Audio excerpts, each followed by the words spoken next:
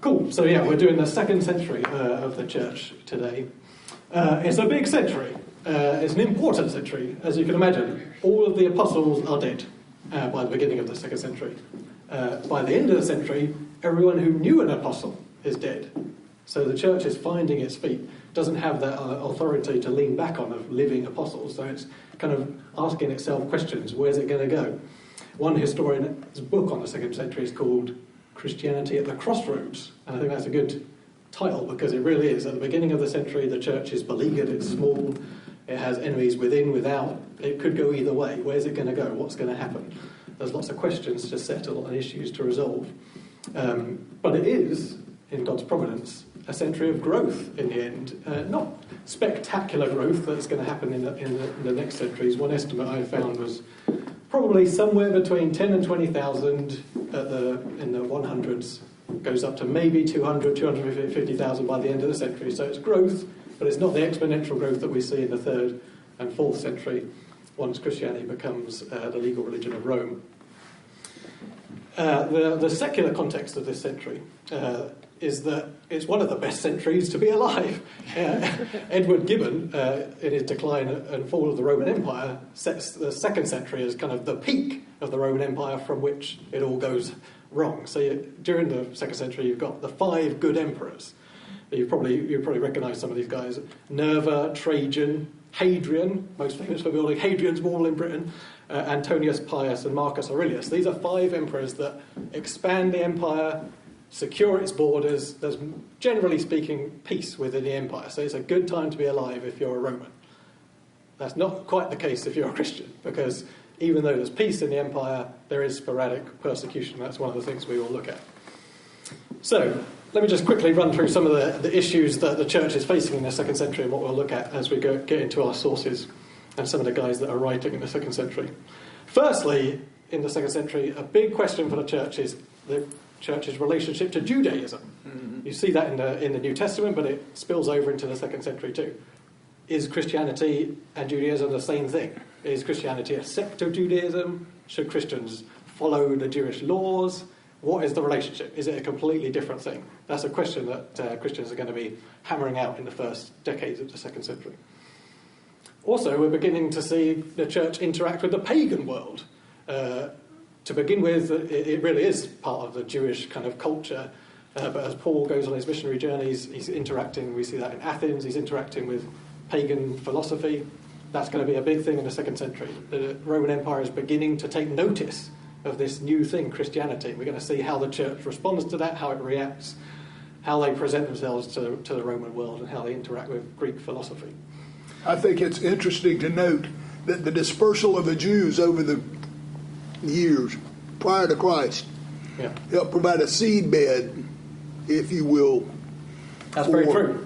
Because they were all over the empire. That's right. And it's like Paul would find a Jewish community, and I think that sort of expanded. Yeah, no, that's totally true. The Jewish diaspora totally gave Paul a jumping off point when he got to cities. That's a good point. The next issue that the church is going to be wrestling with is the structure of the church. Now that the apostles are gone, who's in charge? What is the source of authority? What do we even do on a Sunday? Do we worship on a Sunday? These are questions that the church is going to have to hammer out in the 2nd century. Then we also see that they're going to begin to develop distinct ideas of the sacraments. The Lord's Supper and baptism, how does that work? How central are they to the life of the church? And also, in doing that, we begin to see the beginnings of theology proper. They're not just the New Testament letters, but people writing their ideas. What do we believe as Christians? What is our creed? What are our confessions? What is it that we actually believe? So those are some of the things that get kind of sorted out or begin to be sorted out in the 2nd century. In order to look at some of these issues, I want to basically just introduce you into some of the key figures and main writers of the 2nd century. There's a lot, so we're not going to cover everything, but just a few different authors. The first group I want to look at is the Apostolic Fathers. Then we'll look at Justin Martyr, who's one of the great apologists, one of the earliest apologists for the church, and then Irenaeus of Lyon, who is probably the first systematic theologian of the church. So to begin with, the Apostolic Fathers. Who are the Apostolic Fathers? Does anyone know why the Apostolic Fathers are called the Apostolic Fathers? You mean like the Church Fathers? It's like a smaller subset of the Church Fathers. What's that? It's a smaller subset of the Church Fathers. Okay. Church Fathers is a term for basically anyone who was writing in the first 400 or 500 years of the Church. The Apostolic Fathers are, generally speaking, a group of texts, maybe 6 or so texts, or 6 or so authors that write within the first generation of the apostles. So the apostles die, the Apostolic Fathers are people who knew the apostles, who were taught by the apostles. Some of them, it's spurious, so we have 3 that we don't really know who wrote them, but traditionally they've been associated with the apostles. 3 we really do know. They did know the apostles, and we know who wrote those. So the 3 that we don't really know who wrote them is the Shepherd of Hermas, if you've heard of that one before, the Epistle of Barnabas, and the Didache. Those are the 3 that we don't really know who wrote them. I'll just say a few things about those. So the Shepherd of Hermas, this is a fascinating text. It could have been written anywhere between 70 AD and perhaps up to the 150 of the 2nd century. People debate about when it was written. But it basically is a series of visions that this guy Hermas receives. And tradition began to attribute the letter or this book to the Hermas that's mentioned by Paul in Romans 16:14. So that's why it kind of gets lumped in with these Apostolic Fathers, because people thought that it was Hermas who knew Paul. There's no way to know if that's true or not, but he writes about these series of visions that he received, and the whole book is kind of structured around these 12 commandments that he received. And this is kind of a theme that we see in some of the early writings. It's pretty legalistic. I'm going to just be honest with you. It's pretty legalistic. It's fairly rigorous. Clearly, the community that received this letter was struggling with, how do we live as Christians? What do we do? How are we distinct from the world around us? And he lays out some pretty strict rules. Some people thought that the Shepherd of Hermas was actually scripture. You find it in a couple of lists of canon. A couple of early authors cite it as authoritative, but it's never universally accepted. It's kind of in various locations around the empire.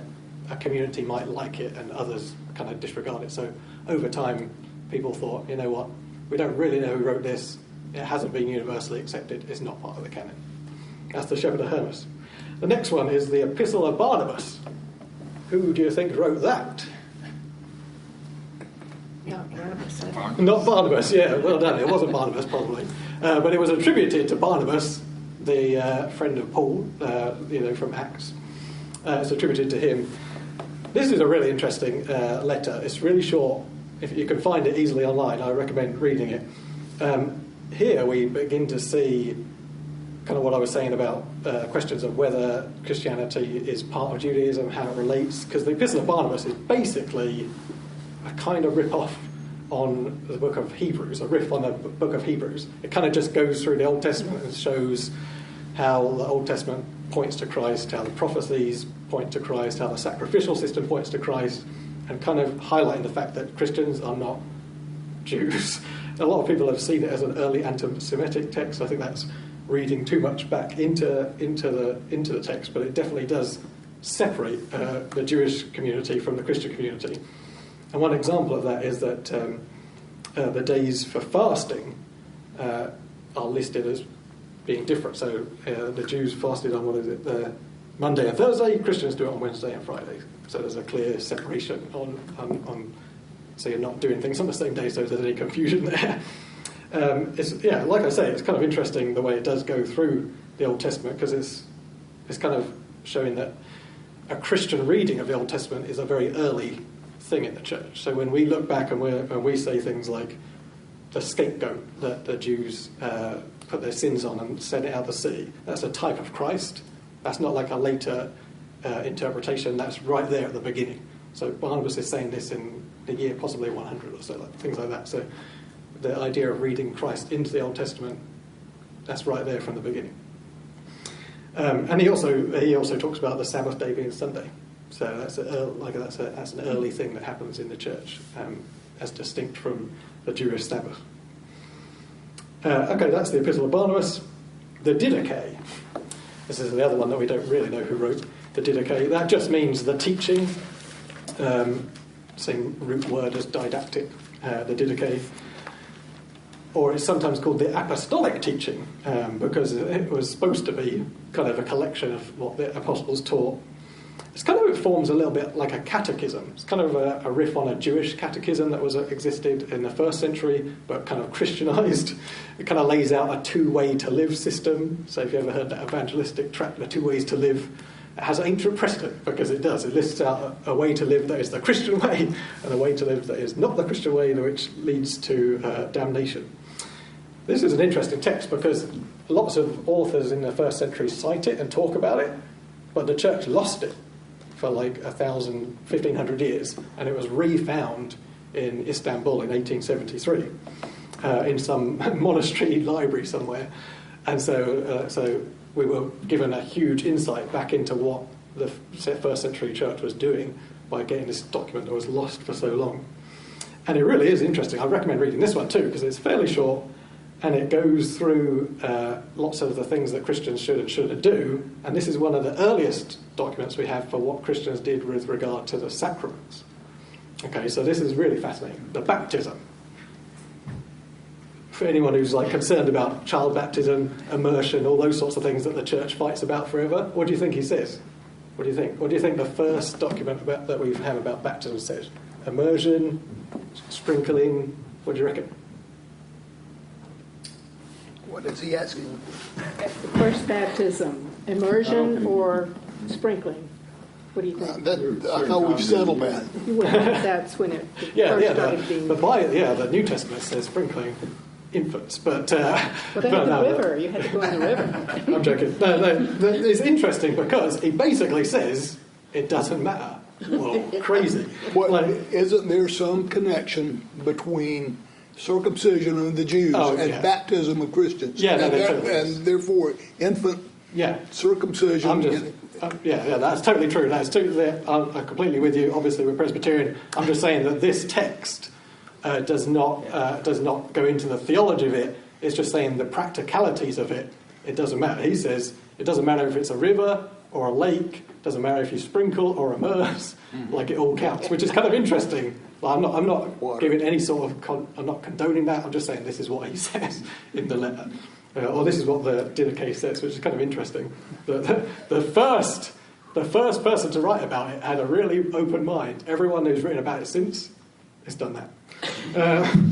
Cool. And then we also have the first mention of the Eucharist. That just means Thanksgiving. It's talking about the Lord's Supper, and here. He basically lays out a way of doing the Lord's Supper, which is pretty similar to how we do it, to be honest. So it's good to know. It's good to know that the first people that ever celebrated the Lord's Supper basically did it just like Halsham Creek did. So that's good.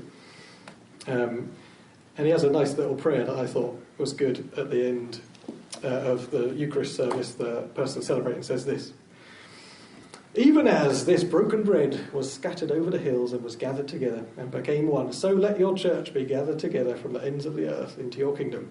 For yours is the glory and the power through Jesus Christ forever." And then he has a warning: "But let no one eat or drink of your thanksgiving, but they that have been baptized into the name of the Lord. For concerning this also the Lord has said, give not that which is holy to the dogs." So there we do see that whilst there is a fairly broad approach to baptism, you have to be baptized to take the Lord's Supper from very early on. So that's not a crazy Presbyterian thing that we're weird about. That's something that's been there from the start.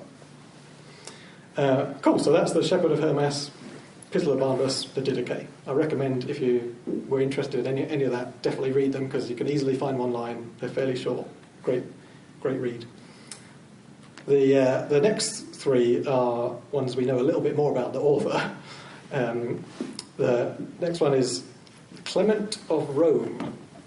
Now, Clement of Rome is, or has traditionally been, associated with the Clement that is mentioned by Paul in, and you'll forgive me, I've completely forgotten which letter he mentions Clement in, but he mentions a guy called Clement. Philippians, might be Philippians, yeah. He mentions a fellow worker called Clement. And tradition has said that Clement was the fourth pope of Rome, the fourth Pope of Rome. But fear not, for I will not endorse that traditional view. Most historians that are not influenced by them being Catholics say something like this. This was a quote I came across from a historian. There is no good reason to question the attribution of the letter. So it probably was written by Clement. But he was evidently in a leading position among the senior clergy of Rome. But there is no evidence that this date there was one presbyter bishop exercising monarchical authority over the city. Probably there were several house churches, each with its presbyter in charge, and among these perhaps Clement had a position of seniority. And I think this guy is right. That was actually Henry Chadwick. I think he's right. We have Rome, there's probably several churches, and this guy Clement, he clearly is a leader, but he doesn't exercise the office of what we would consider to be a pope. He's just probably the oldest. He could be kind of like a moderator, like kind of how Presbyterians have one guy that they kind of elect to kind of, be the representative for the clergy. He's probably kind of that. He's probably the earliest moderator of the Church of Rome. So anyway, this guy Clement of Rome is important because he writes a letter that we still have, and it's a very fascinating letter to the Church of Corinth. It's interesting because, obviously, Paul writes to Corinth 40 or so years earlier. So it's kind of like you get to check in, see how the Corinthians are doing after they received their letters from Paul. And I'll let you guess how they're doing. What do you reckon the problem is in Corinth? Remember what they were up to in the first century, in the New Testament? Well, I'll tell you. It was division. There was division. Remember how when Paul writes to them, he says, some say, I'm following Apollos, I'm following Paul, I'm following Peter. Well, they've done it again. The Corinthians are up to their old tricks. Apparently, they had some presbyters, some elders. They didn't care for them, so they ousted them and set up their own church with new elders, but those elders that they kicked out started their church, so there was a division. The pagan world was looking on, and they were laughing at these Christians that were so small, but they still had loads of divisions and loads of arguments. So it became a laughingstock to the pagan world. And Clement is writing to them to say, we need to show unity. We need to obey those that God has put above us. So the whole theme and thrust of the letter is really one of unity and one of obedience. So even though there isn't a pope and there isn't one overarching bishop, we do begin to see the solidification and the codification, if you like, of the roles and the authority of church structure. So Clement is not happy with the idea that you can just switch elders, you can just kick them out, get some new ones. He taking the position that they're put there by God and you have to listen to them. Which it can sound a little bit authoritarian when you read the letter today, but you've got to think about the context. The context is one of persecution. The context is one where the elders that they have are elders that have the apostolic teaching. They're still alive. They still remember the apostles.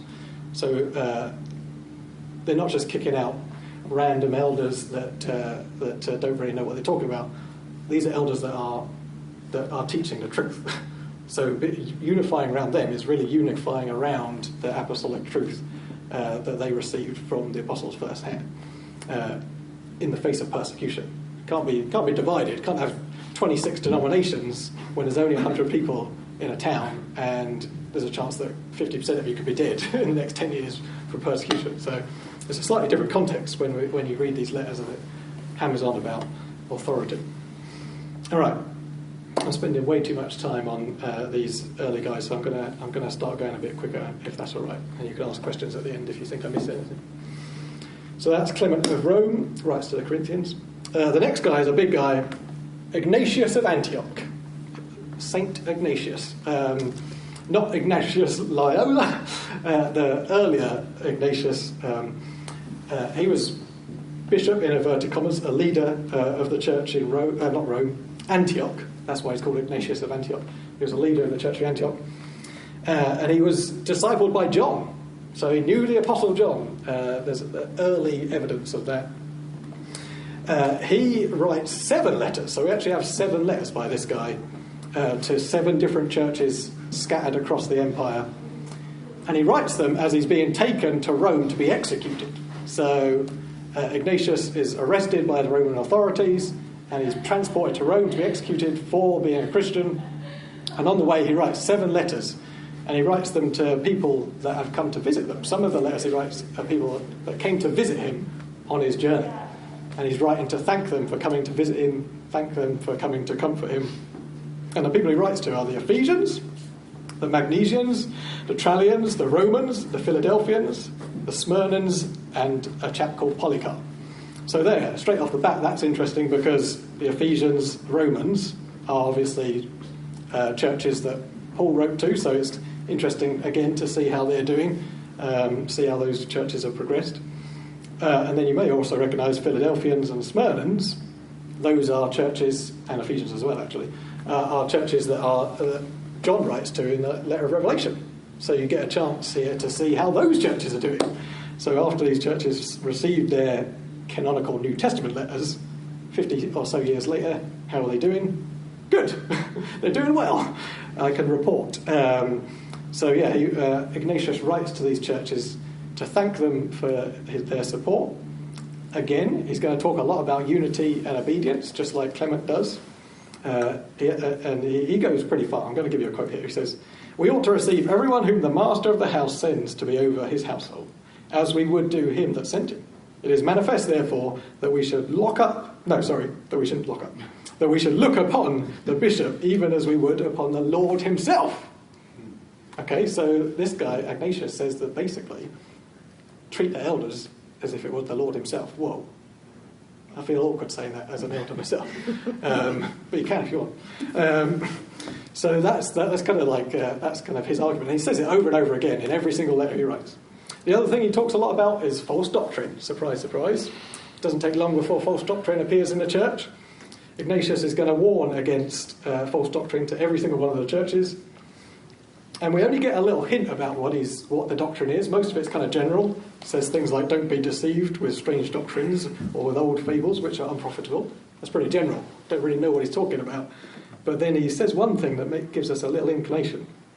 He says this: "Be deaf when anyone speaks to you apart from Jesus Christ, who was of the family of David, son of Mary, who was truly born, both ate and drank, was truly persecuted under Pontius Pilate, was truly crucified, and died in the sight of those in heaven and on earth and under this earth, who was truly raised from the dead when his Father raised him."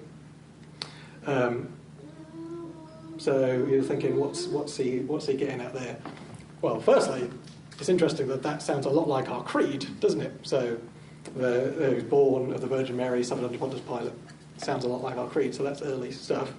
But what he's getting at there by saying truly born, truly ate and drank, truly raised from the dead, is the fact that in these early days of the church, Ben, I think, mentioned it last week, the biggest stumbling block to people was how could God unite himself to an actual man? So there's a lot of people saying that God came down in the form of Jesus Christ, but only appeared to be a man, and it's called docetism. And that's what he's getting at. He's saying, no, he truly ate and drank, i.e. he was truly a person, truly persecuted. It wasn't just a pretend persecution. It didn't just look as if he was suffering. It didn't just look like he was a person undergoing crucifixion. He actually literally was a man. And that's going to be a huge issue for the rest of the century, the incarnation. It's central to the Christian belief that he was 100% truly human. And we'll get into that if we have time in the next 5-10 minutes. Excellent. And then finally, the last thing to say about Ignatius of Antioch is that he is super excited to be executed. It's kind of funny in a black humour sort of way. How much he is keen to die. He literally writes to several people and says, "Don't bribe the authorities to let me go. Don't free me. Don't do anything. Let me die." This is what he says: "I write to the churches and impress on them all that I shall willingly die for God, unless you hinder me. I beseech you not to show an unseasonable good willingness towards me. Allow me to become food for the wild beasts, through whose instrumentality it will be granted me to attain to God." This is a great quote here. "I am the wheat of God, and let me be ground by the teeth of the wild beasts. that I may be found pure bread of Christ, the pure bread of Christ. Rather, entice the wild beasts that they may become my tomb and may leave nothing of my body, so that when I have fallen asleep, I may be no trouble to anyone. Then I shall truly be a disciple of Christ, when the world shall not see so much as my body. So this guy is really embracing the idea of his martyrdom, and he's saying, don't stop it. This is going to, in some way, it almost, to be honest, it almost verges towards the idea that this is what's going to save him. So it's a little bit like, you know. And then later on in the century, it's going to be condemned. The idea of embracing your own martyrdom and seeking it out is going to be condemned. So here, that's kind of before that happens. He really does seem to be kind of bringing it on a little bit. But it's edifying reading. It definitely is an attitude you don't find too much today. So it kind of is a little bit of a challenge to one to read that. Excellent. So that's Ignatius. Let me quickly move on to Polycarp.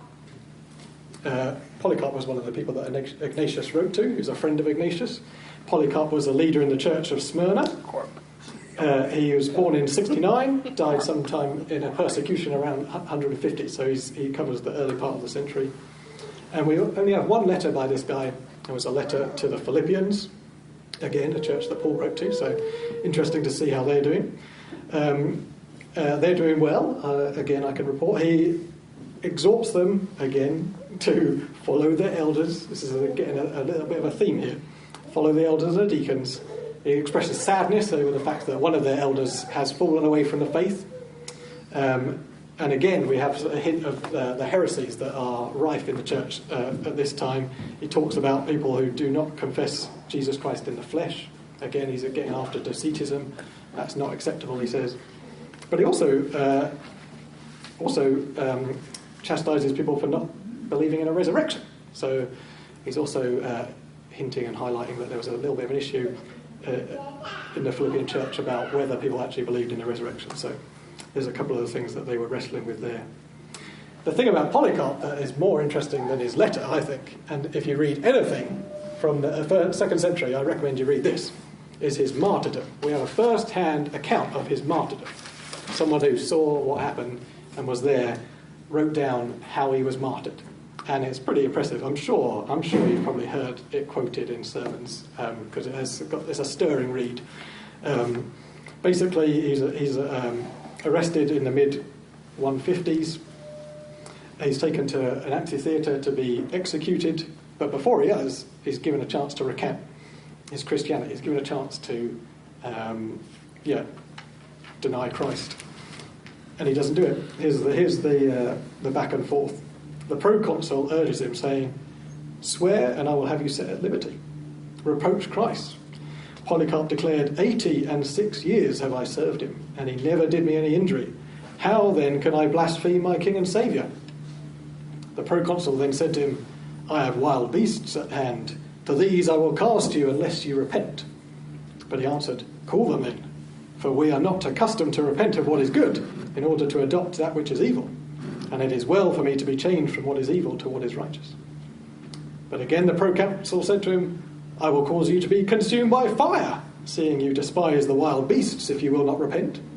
But Polycarp said, "You threaten me with fire, which burns for an hour, and after a little is extinguished. But you are ignorant of the fire of the coming judgment, and of eternal punishment reserved for the ungodly. But why do you tarry? Bring forth what you will." So you get a little taste there of how good of a little story it is there. They have this back and forth.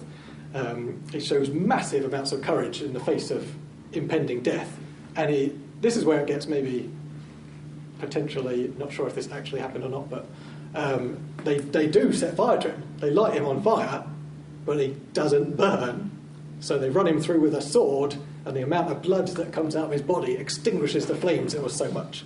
So, take that or leave it. But the interaction is probably based on some element of truth to it. So stirring stuff. And as Ben hinted at last week, I think, that those persecutions, those martyrdoms, were so impressive that it actually caused some people to investigate the faith. We have a letter from a chap, actually I can't remember who wrote it, but it's to a chap called Diognetus. And it begins like this. It says, "I can see that you deeply desire to learn how Christians worship their God. You have so carefully and earnestly asked your questions about them. What is it about this God they believe in and the form of religion they observe that lets them look down upon the world and despise death?" So we actually have an actual example of someone inquiring into the faith because they've impressed at how they die. The Romans are very stoic people. They love heroic deaths. They like to see people being brave. So when they look on the Christians and they're just like, bring on the fire, animals, don't care, that impresses them. So it's something that causes people to look into the faith. And we don't know if this Dionysius was converted, but he at least expressed an interest. Cool, so that's the Apostolic Fathers. I did want to cover Justin Martyr and Ignatius of Lyon, but I am clearly just a terrible estimator of time because we literally have like 2 or 3 minutes. So let me just say what I can, and then you can ask questions. And I might talk a little about them next week before we get into the 3rd century. Justin Martyr is a fascinating guy, super important in the history of the church because he's basically the first apologist. All right, so he's basically the first person that explains the faith to Greek philosophers, to the pagan world, to the Roman authorities. He writes 2 apologies, 2 explanations of the faith, and they're actually addressed to the emperor. So he definitely is going straight to the source of pagan authority. There's no one knows whether the emperor actually ever got them or read them, but they were certainly read by a lot of other people. And it's interesting the things that he thinks are worth explaining to the Roman authorities. Firstly, he refutes the charge of atheism. That's weird. Why are people calling Christians atheists? We call people atheists. We believe in God. But at the time, the Roman state was a theocratic state in many ways. To be a Roman citizen, you took part in so many religious observances, ceremonies, pagan festivals, and you worshipped the emperor, or at least you paid homage to the emperor. Christians didn't do any of those things. So the Romans were like, well, don't you believe in God? Don't you must be an atheist. You're not doing any of these religious observances. He says, no, we do believe in God. We believe in a true one God. So that's the first thing he's refuting. He's also defending Christians against lots of charges that people had against them because of misunderstandings. People charged Christians with sexual immorality, cannibalism. Those were 2 big ones. Why? That's really weird. Because cannibalism, because of the Lord's Supper, we claim to be eating Christ's flesh and blood. If you hadn't ever been to a Lord's Supper, you wouldn't realise that it was bread and wine. That was a common misconception. Sexual immorality, because some people called the Eucharist the love feast. Sounds a little bit like a drinking party got out of control in the Roman world. And also the kiss of peace. Everyone's going around kissing each other. So that's why there was accusations of sexual immorality. He deals with that.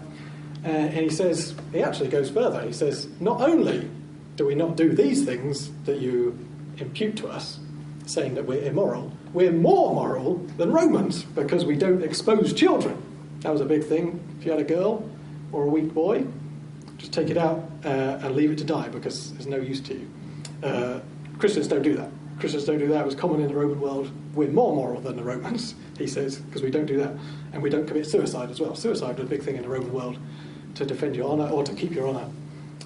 When things had gone a little bit pear-shaped, you would commit suicide. Christians, we don't commit suicide. It's self-murder. This is something that God has created. We are indwelt with the Holy Spirit. We don't commit suicide. So he kind of flips the question back on them. People will say, Christians, you're immoral. You engage in cannibalism and sexual immorality. He says, no, we don't.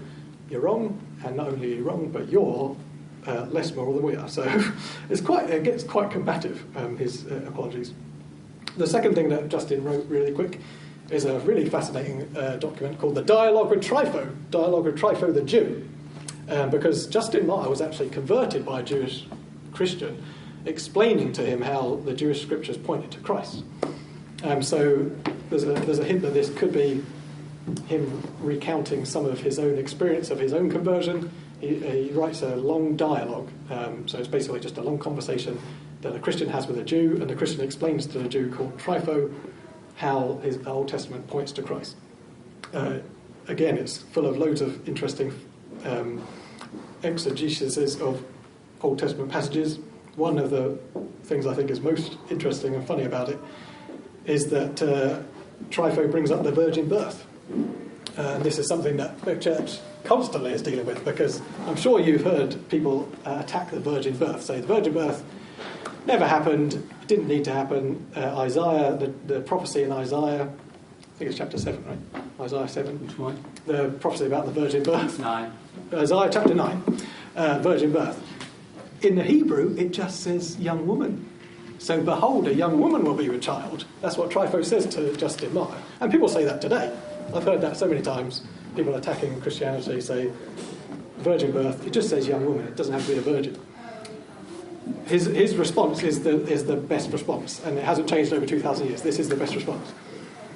If it's a young woman, that's not a sign. That's not a miracle. It is a word that means young woman or virgin, and it is, behold a sign. A young woman / virgin will have a child, which makes it a sign. If it's a young woman, it's not a sign. So it must be talking about the virgin. So that's just interesting that same argument comes up over and over again. Liberalism is based on that, basically. In the early 20th century, that's a big thing that people argue about, and it's like, silly. Justin Martyr dealt with that 1500, 16, 17, 1800 years ago. All right, finally, you know what, I'm going to leave Irenaeus for next week because we're already past time, but that's a little taste of Justin Martyr there. Any questions? Because I brought way too much information there. We'll talk about Irenaeus next week. What's the main theological theme of the 2nd century, in your view? The main theological theme. Well, that's kind of the thing, is that we didn't get into it because I think Irenaeus was going to be where I talked about it. It's I think it's probably the source of authority for what we believe. It's probably the crucial thing that's hammered out in the 2nd century. Because as we get into Irenaeus, he's going to deal with a heresy called Gnosticism, which is just, gnosis is Greek for knowledge. I know, it just occurred to me that a useful concept about the first 2-3 centuries of the church is like when you're in the Navy and they commission a new ship, and you go on, you ever heard of the shakedown cruise? Mm-hmm. It's the first initial cruise of the ship, where you've got to learn where everything that the crew gets to know where everything is, how it's organized, how the command structure works. And things moved a lot slower back then. And it seems to me it's like the church was on a shakedown cruise. Yeah. Getting their doctrine together, getting their organization, all of this. And that's a great analogy. I like it. I might use that next time I teach this class. I'll use it next week. No, you're right. But yeah, Irenaeus is going to talk a lot about Gnosticism, which is basically a system of higher knowledge. It's a lot of Christians that were saying that they had received a better inner word from the apostles that was kind of transmitted secretly, if you like. And Irenaeus is going to be like, no, you didn't. No, you didn't, because the apostles wrote the Bible, and that's what we're going to use as our authority. And he has, in his works, he has over 1,000 quotes. He quotes 21 of the 27 New Testament books against these Gnostic people. And so you begin to see this idea that it's not okay to be like, you know what, the Spirit's leading me this way, or I've got this extra little revelation here, but actually the only way to determine whether something is authoritative after the apostles is dead is what they wrote. And that's basically the New Testament. So that's going to be probably the biggest key theme of the 2nd century, is what do we believe and how do we know we can believe it? It's kind of, and to be honest, that's kind of the theme of the next several centuries as well. Any other questions?